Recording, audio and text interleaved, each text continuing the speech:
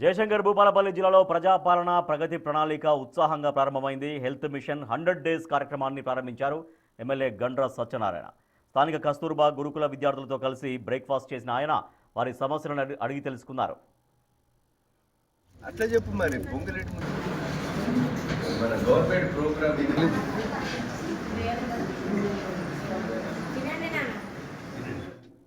అయితే ఈ కార్యక్రమానికి డిఎంహెచ్ఓ మధుసూదన్ గైర్హాజరు కావడంపై తీవ్ర ఆగ్రహం వ్యక్తం చేశారు ఎమ్మెల్యే.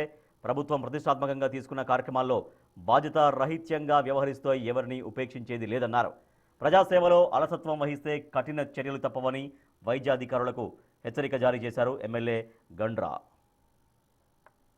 రాష్ట్ర ప్రభుత్వం గౌరవ ముఖ్యమంత్రి గారు రేవంత్ రెడ్డి గారి నాయకత్వంలో ప్రతిష్టాత్మకంగా తీసుకున్నటువంటి 99 రోజుల ప్రణాళిక ఈరోజు అన్ని వర్గాల ప్రజలను, విద్యార్థులను, అదేవిధంగా కార్మికులను, సబ్బడ్డ వర్గానికి కూడా ఈ రాష్ట్రంలో విద్య, వైద్యతో పాటు రవాణా సౌకర్యంతో పాటు ప్రతి ఒక్క డిపార్ట్మెంట్లో ఉన్నటువంటి పనులు కూడా వేగవంతంగా జరగాలి, ప్రజలకు ఉపయోగపడాలి.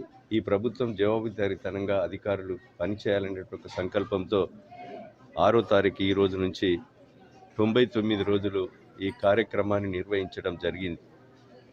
ఇందులో ప్రతి ఒక్క జిల్లా కలెక్టర్తో పాటు ప్రజాప్రతినిధులైనటువంటి గ్రామ సర్పంచులు కానీ, వార్డు సభ్యులు కానీ, ఉప సర్పంచులు కానీ, కౌన్సిలర్స్ కానీ, అదేవిధంగా మున్సిపల్ చైర్మన్, వైస్ చైర్మన్తో పాటు ప్రతి ఒక్క అధికారి కూడా ఈ యొక్క 99 రోజుల కార్యక్రమాన్ని విజయవంతం చేయండి, భాగస్వాములు చేయండి. అధికారులు కూడా మీరు జవాబుదారీతనంగా ఈ యొక్క షెడ్యూల్ను కూడా ప్రతి ప్రజాప్రతినిధికి అందజేసే విధంగా, అదేవిధంగా మీరు ఇన్ఫర్మేషన్ ఇవ్వాలి. వీటితో పాటు పత్రికా మీడియా సమాచారం కూడా చాలా ముఖ్యం.